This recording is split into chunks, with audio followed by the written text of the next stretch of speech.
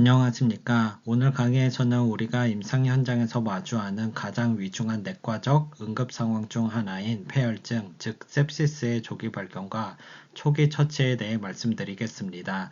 이 강의는 단순한 지식 전달을 넘어 병동이나 응급실에서 실무진들이 실제로 환자를 만났을 때 즉각적으로 대응할 수 있는 구체적인 방법에 초점을 맞추고 있습니다. 특히 초기 대응이 생사를 가를 수 있는 만큼 시간과의 싸움에서 우리가 어떻게 선제적으로 개입할 수 있는지를 함께 고민해 보겠습니다. 먼저 폐혈증의 개념을 정확히 이해하는 것이 중요합니다.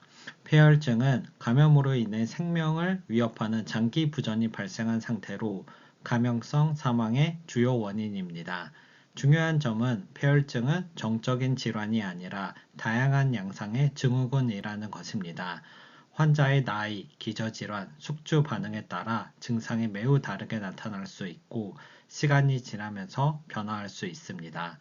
또 하나는 장기 부전은 서서히 그리고 은밀하게 진행되기 때문에 감염이 있는 환자에서는 호흡수, 의식 변화, 소변량 감소 등 작은 변화도 놓치지 말고 살펴봐야 합니다. 실제로 병동에서 새롭게 나타난 장기 부전의 흔한 원인은 바로 감염입니다. 즉, 감염이 보이면 항상 폐혈증을 의심하고 대응해야 합니다. 폐혈증이란 감염에 대한 조절되지 않는 숙주 반응으로 인해 생명을 위협하는 장기 부전이 발생한 상태입니다. 여기서 중요한 키워드는 dysregulated와 organ dysfunction입니다. 장기 부전 여부는 소파 점수로 정의할 수 있습니다. 기존보다 소파 점수가 2점 이상 증가하면 이는 폐혈증으로 간주하며 사망률이 평균 약 10%에 달합니다. 오른쪽 그림에 보시면 소파는 호흡, 혈압, 의식, 콩팥, 간 기능, 혈소판 등의 6개의 주요 장기 시스템을 평가하게 됩니다. 따라서 감염 환자에서 장기 기능에 작은 변화라도 보이면 즉시 폐혈증을 의심하고 대응하는 것이 핵심입니다. 이 그래프는 국내외 폐혈증 환자의 사망률을 보여줍니다. 보시는 것처럼 국내 연구에서의 사망률은 35에서 39%, 해외 대규모 연구들은 18에서 25% 수준입니다. 국내 폐혈증 사망률이 2배 가까이 높을 수 있다는 점에서 조기 인지와 처치의 중요성이 더 강조됩니다. 이 간극을 줄이기 위한 현장 대응 프로토콜이 반드시 필요합니다.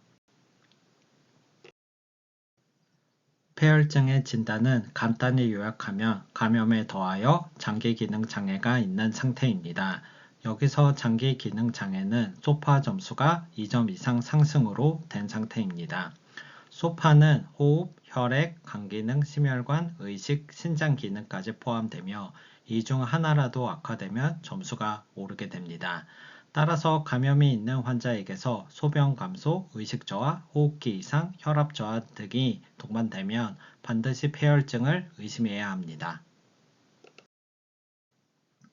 이 표는 소파 점수가 어떻게 계산되는지를 보여줍니다. 6개의 장기 시스템, 즉 호흡, 혈액 응고, 간, 혈압, 의식, 신장 기능을 수치화해서 0에서 4점까지 점수를 매깁니다.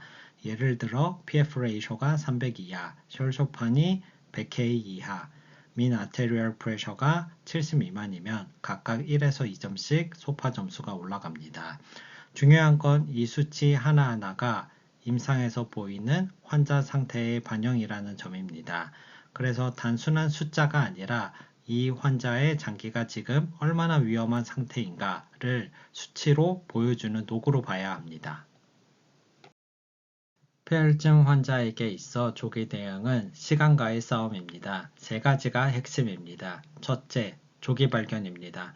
환자의 숨은 장기 부전을 빠르게 인지해야 합니다. 둘째, 감염 치료, 즉 빠른 항생제 투여와 감염원 제거입니다. 셋째, 조직 산소 공급 확보입니다. 단순히 SpO2 수치를 맞추는 것이 아니라 주요 장기에 충분한 산소가 실제로 도달하고 사용되도록 하는 것이 목표입니다.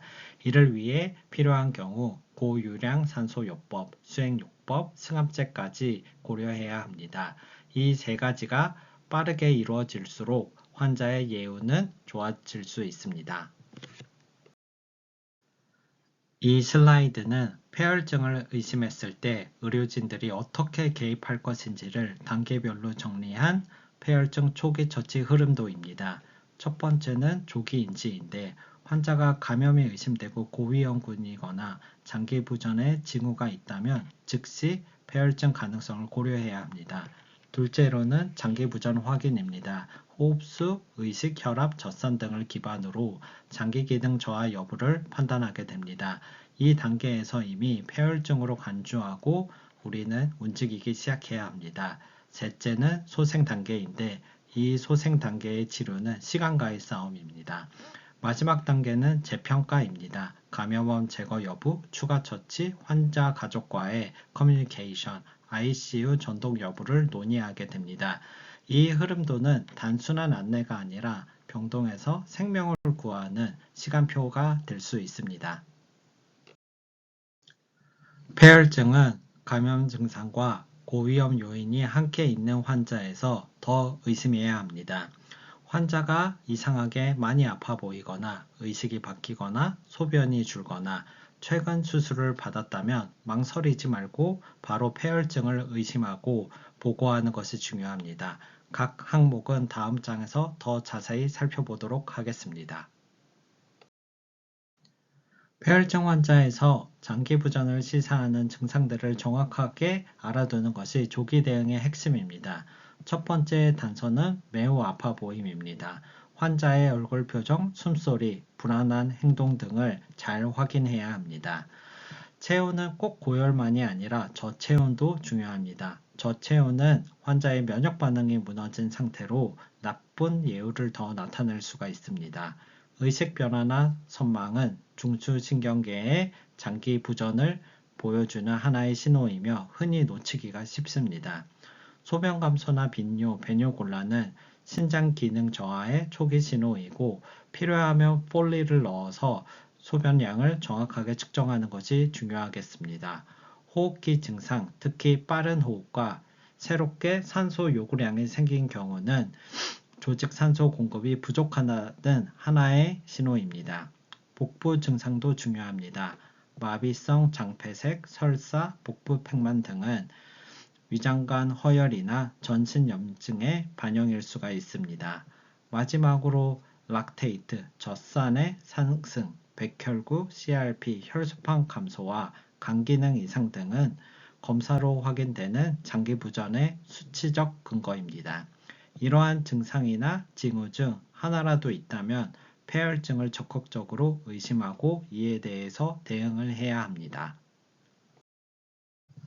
폐혈증은 환자의 상태뿐 아니라 위험 요인까지 함께 고려해야 조기 발견을 더 쉽게 할 수 있습니다. 이 슬라이드에 나온 환자들은 모두 폐혈증 고위험군입니다. 65세 이상 고령자, 면역 저하자, 기존의 감염 치료를 받고 있음에도 호전되지 않는 경우, 그리고 의료기기나 라인이 삽입되어 있거나 최근에 수술이나 시술을 받은 환자입니다. 이와 같은 조건이 하나라도 있다면 감염의 증상이 경미해 보여도 폐혈증 가능성을 먼저 떠올리는 것이 중요하겠습니다. 감염이 의심되는 환자에게 이러한 징후가 나타나면 장기 기능 저하를 시사하는 경고 신호일 수가 있습니다. 호흡수 증가, 의식 변화, 혈압 저하, 젖산의 상승, 피부 변화, 소변 감소 등은 단순 감염이 아닌 폐혈증의 신호입니다. 각 항목은 다음 장에서 더 자세히 살펴보겠습니다. 이 슬라이드는 우리가 실무 현장에서 가장 먼저 관찰해야 할 장기 부전의 징후들을 다시 정리한 것입니다. 첫 번째는 호흡수입니다. 반드시 매뉴얼로 1분간 정확하게 측정하는 것이 중요합니다. 세츄레이션을 유지하기 위해 새로운 산소 요구가 생겼다면 이는 이미 조직 산소 공급에 문제가 생겼다는 신호일 수가 있습니다. 새로운 의식 변화나 선망은 조용히 진행되는 중추신경계의 부전을 나타냅니다. 이전 상태와 비교하여 미묘한 차이도 포착하는 것이 중요하겠습니다. 수축기 혈압이 90 미만, 심박수가 분당 130회 이상은 순환부전의 지표가 됩니다. 숫자 자체뿐만 아니라 혈압과 심박수의 변화에도 주목을 해야 합니다. 소변량 감소는 또 하나의 중요한 지표입니다. 정확하게 판단하기 위하여서 필요하면 폴리카테터를 삽입하여서 시간당 배뇨량을 정확하게 측정하는 것이 중요하겠습니다. 스킨 모틀링이나 청색증이 나타나는 경우는 말초 순환이 이미 무너졌다는 하나의 경고입니다. 마지막으로 락테이트 레벨이 2 이상인 경우는 조직 관류 불량의 대사적 증거입니다. 반복 측정하는 것도 중요합니다. 이 징후들은 단순한 관찰 대상이 아니라 폐혈증을 강하게 시사하는 임상 경고입니다. 보이는 즉시 폐혈증을 염두에 두고 조치를 시작해야 합니다. 이 그래프는 젖산 수치가 높을수록 생존율이 급격히 떨어지는 것을 보여주고 있습니다. 젖산 수치가 2 이상이면 이미 고위험군이며 4 이상부터는 사망률이 뚜렷하게 상승하는 것을 볼 수 있습니다. 특히 젖산 수치가 12 이상인 경우는 환자의 30일 생존율은 40%도 안 됩니다. 따라서 젖산은 단순 수치가 아니라 폐혈증의 중증도를 수치로 경고해주는 지표로 사용할 수가 있습니다. 초기 측정은 당연히 필수이며 이후에 반복 측정을 통하여서 환자가 호전되는지 여부까지 반드시 팔로우해야 합니다. 스킨 모틀링, 즉 피부 반점은 조직 관류가 저하되고 있다는 시각적 징후입니다. 무릎 주위에서 시작해서 바깥쪽으로 번지는 범위에 따라 0에서 5점까지 점수화할 수 있습니다. 오른쪽 생존 곡선을 보시면 점수가 높아질수록 사망률이 급격히 상승하는 것을 확인할 수 있습니다. 특히 점수가 4에서 5점인 경우는 1일 이내 사망률이 매우 높습니다. 환자가 피부가 차갑다, 푸르다, 피부가 얼룩덜룩하다 라는 표현을 하거나 이것이 관찰이 되면 즉시 폐혈증 및 쇼크 가능성을 고려해야 합니다. 이 그래프는 미국 한 병원에서 간호사 대상 폐혈증 조기 인지 및 대응 프로그램을 도입한 이후 폐혈증 사망률이 평균 31에서 23%까지 감소한 결과를 보여주고 있습니다. 단지 진단 기준을 알려주는 것뿐만 아니라 폐혈증 프로토콜을 교육하고 실행하는 것만으로도 실제 환자의 생존율을 개선시킬 수 있다는 강력한 근거가 됩니다. 다시 말해 폐혈증을 빨리 눈치채고 이에 대해서 잘 대응을 하면 환자를 살릴 수 있다는 것입니다. Systemic Inflammatory Response Syndrome, 즉 SIRS는 가장 기본적인 전신염증 반응의 조기 경고 시스템입니다. 체온, 심박수, 호흡수, 백혈구수 등 4가지 항목 중 2개 이상이 해당되면 SIRS 양성으로 판단할 수 있습니다. SIRS는 민감도는 높지만 특이도는 낮아 단독 sepsis 진단 도구로는 부족하지만 폐혈증을 의심해야 한다는 초기 경고 신호로는 매우 유용할 수 있습니다. 즉, SIRS 기준이 충족이 되면 sepsis 진단은 아직이지만 대응은 시작해야 한다는 것을 의미할 수 있습니다. 퀵소파는 병동, 응급실 외래처럼 혈액 검사를 즉시 시행할 수 없는 임상 환경에서도 사용할 수 있는 sepsis 스크리닝 도구입니다. 환자가 감염 의심 상황에서 아래 3가지 중 2가지 이상에 해당하면 sepsis 또는 septic shock으로 이행할 가능성이 높다고 판단할 수 있습니다. 기준을 보시면 GCS가 15점 미만, 호흡수가 분당 22회 이상, 수축기 혈압이 100 이하인 경우입니다. 퀵소파는 진단이 아니라 스크리닝 평가 용도입니다. 양성이면 즉시 의사에게 보고하고 적극적 평가와 처치가 필요합니다. 폐혈증 처치는 순차적이고 시간 중심적인 소생 과정입니다. 환자의 생존율은 무엇을 하느냐뿐만 아니라 언제 하느냐에 따라 결정됩니다. 지금부터 살펴볼 단계별 조치는 5분 이내, 30분 이내, 그리고 3시간 이내에 반드시 시행해야 할 핵심 소생 전략입니다. 이 순서를 지키는 것이 환자를 폐혈증의 경계에서 되돌려 놓을 수 있는 첫걸음이 되겠습니다. 폐혈증에 의심되면 인지 후 5분 이내에 해야 할 일은 단순하지만 매우 중요합니다. 의사에게 즉시 연락하고 환자의 세츄레이션이 95% 이상 유지되도록 산소를 공급해야 합니다. 이건 단순히 호흡 문제가 아니라 조직 산소 전달을 위한 생존 기반 조치입니다. 그리고 곧바로 1시간 이내에 시행해야 할 5가지 조치, 즉 Hour 1 번들을 시작합니다. 먼저 락테이트를 측정하고 베이스라인 락테이트가 2 이상인 경우에는 3에서 6시간 이내에 반드시 팔로우업을 해야 합니다. 젖산은 예후를 결정하는 대사지표이기 때문에 이를 잘 관찰하는 것이 중요하겠습니다. 혈액배양은 반드시 항생제 투여 전에 2세트 이상 시행을 해야 합니다. 광범위 항생제는 지연 없이 가능한 빠르게 투여해야 합니다. 수액은 kg당 30ml 기준으로 빠르게 시작해야 합니다. 저혈압이나 젖산 수치가 4 이상인 경우에는 반드시 이 수행요법을 시행해야 합니다. 혈압이 회복되지 않으면 노르에피네프린으로 조절을 시작합니다. 민 아테리얼 프레셔가 65 이상 되도록 잘 조절을 해야 합니다.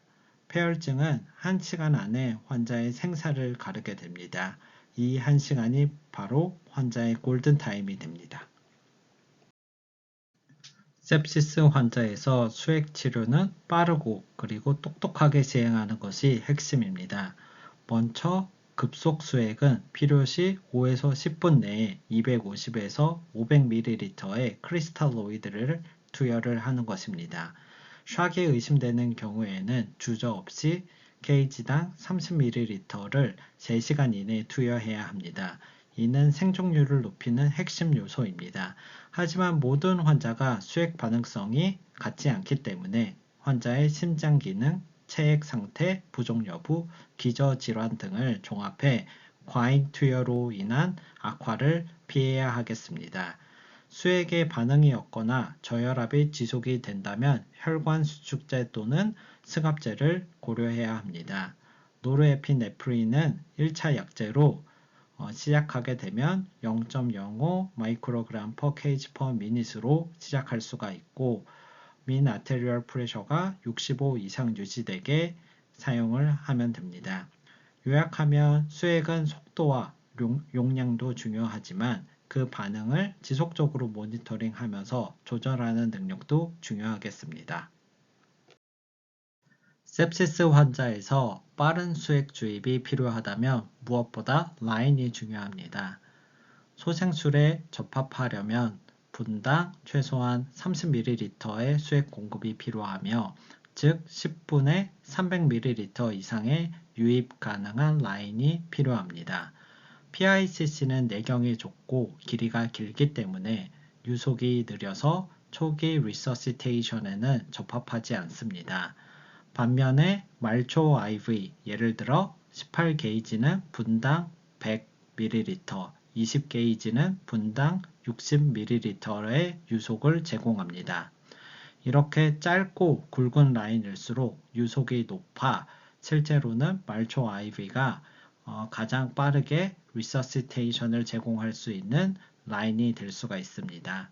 따라서 급속 수액을 해야 할 상황에서는 PICC보다는 굵고 짧은 페리페럴 IV가 정답입니다. septic shock 환자에서는 플루이드만으로는 혈압이 회복되지 않는 경우가 많습니다. 최근 연구와 메타 분석에서는 노르에피네프린을 조기에 투여한 환자에서 모탈리티가 유의하게 낮다는 결과를 보여주고 있습니다. 한 엑스퍼트 컨센서스 페이퍼를 보면 수액이 완전히 끝나기 전이라도 필요하면 조기에 바소프레서를 시작해야 한다고 나와 있습니다. 폐혈증의 골든타임은 수액 치료와 더불어 조기 바소프레서를 사용함으로써 빠르게 지켜질 수가 있습니다. 폐혈증의 시작점은 결국 인펙션입니다. 이번 환자에서는 복부 감염, 폐렴, 요로 감염이 흔하고 중심정맥관, 투석관, 각종 시술 부위와 관련된 감염도 반드시 고려해야 합니다. 가장 먼저 해야 할 일은 균배양 검사입니다. 혈액 배양은 가능하면 항생제 투여 전에 가능한 빨리 시행하는 것이 중요합니다. 환자가 만약 C라인이 있는 경우에는 C라인에서도 반드시 블러드 컬처를 시행해야 합니다. 감염 의심 부위에서의 배양도 놓치지 않아야 합니다. 항생제는 진단보다 먼저 시작하는 치료입니다. 임상 상황과 감염원에 따라 광범위하게 그리고 경험적으로 시작해야 하며 폐혈증이면 3시간 이내, 폐혈증성 쇼크라면 1시간 이내 투여가 권고되고 있습니다. 그리고 놓치지 말아야 할 것은 감염원을 제거하는 것입니다. 농양, 중심정맥관, 담도배액관, 배액되지 않은 농양 등은 항생제 치료와 더불어 중요한 결정적인 치료가 될 수가 있습니다. septicshock 환자에서는 광범위 항생제를 1시간 내에 투여할수록 서바이벌이 유의하게 증가하였습니다. 1시간 내에 항생제를 투여한 septicshock 환자는 사망의 위험이 34% 감소했으며 이는 통계적으로도 유의한 결과였습니다. 반면에 항생제 투여가 지연된 환자의 경우에는 사망률이 가파르게 상승합니다. 결국은 항생제를 1시간 안에 빠르게 시작하지 않으면 septicshock 환자의 사망의 위험성은 점점 증가하게 됩니다. 폐혈증 치료의 궁극적인 목표는 혈압을 올리는 것도 수액을 주는 것도 아닙니다. 그 모든 조치의 목적은 주요 장기에 산소를 적절하게 공급하는 것입니다. 락테이트 수치가 상승해 있다면 이는 이미 조직의 산소가 충분히 도달하지 못하고 있다는 하나의 신호입니다. 이는 단순한 숫자가 아니라 장기 부전의 진행을 알리는 경고입니다. 대부분의 폐혈증 환자는 혈관 내 용적이 부족하기 때문에 최초 3시간 이내에 30ml/kg의 수액 소생술이 기본으로 필요합니다. 또한 조직으로 혈액이 잘 흐르려면 mean arterial pressure가 65 이상 유지되는 것이 필요합니다. 이 기준은 단순한 숫자가 아니라 생명을 살릴 수 있는 최소한의 perfusion pressure, 즉 관류 압력입니다. 환자가 초기 소생 단계를 지나면 이제는 치료 효과를 확인하고 다음 단계를 설계해야 할 시점입니다. 각 항목은 다음 장에서 더 자세히 살펴보도록 하겠습니다. 초기 소생 이후에는 반드시 치료 반응을 점검하고 다음 단계를 설계해야 합니다. 먼저 락테이트를 3에서 6시간 이내 재측정을 하고 다른 감염원에 대한 재검사, 필요하며 감염원 제거를 위한 컨설테이션이 필요합니다. 특히 이 시점에서는 환자 보호자와 치료 계획을 명확하게 공유하는 것이 매우 중요합니다. 중환자실 전동 여부, 향후 예후, 추가 치료의 반영에 대한 진료팀과 논의가 필요하며 환자 상태에 따라 중환자실 이송을 신속히 결정해야 합니다. 초기 처치는 시작일 뿐입니다. 이후 재평가와 조율이 환자의 예후를 결정짓습니다. 초기 처치는 생존을 좌우하는 출발점이고 재평가와 조율은 장기 예후를 결정짓는 하나의 핵심 단계입니다. 둘 중 어느 하나도 소홀히 할 수 없습니다. 폐혈증은 내과 영역에서 가장 위급한 응급 상황 중 하나입니다. 감염이 의심되는 환자에서 주요 장기 기능이 저하되는 징후가 보이면 항상 폐혈증 가능성을 염두에 두어야 합니다. 의식 변화, 저혈압, 호흡수 증가, 피부색 변화, 소변량 감소 등 이러한 변화 중 하나가 폐혈증의 신호로 나타날 수가 있습니다. 그리고 무엇보다 중요한 것은 초기 소생이 환자의 예후를 좌우한다는 점입니다. 즉 빠르고 정확한 초기 처치가 환자의 생존율에 직결됩니다. 이러한 이유로 저희는 병동의료진이 신속하고 일관된 초기 대응을 할 수 있도록 폐혈증 초기 처치 흐름도를 만들었습니다. 여러분의 환자에게 실질적인 도움이 되도록 적극 활용해 주시길 부탁드립니다. 폐혈증에서 초기 인지와 처치의 타이밍은 곧 환자의 생명을 살리는 열쇠입니다. 지체 없이 움직이는 것, 그것이 환자의 생존을 좌우하게 됩니다.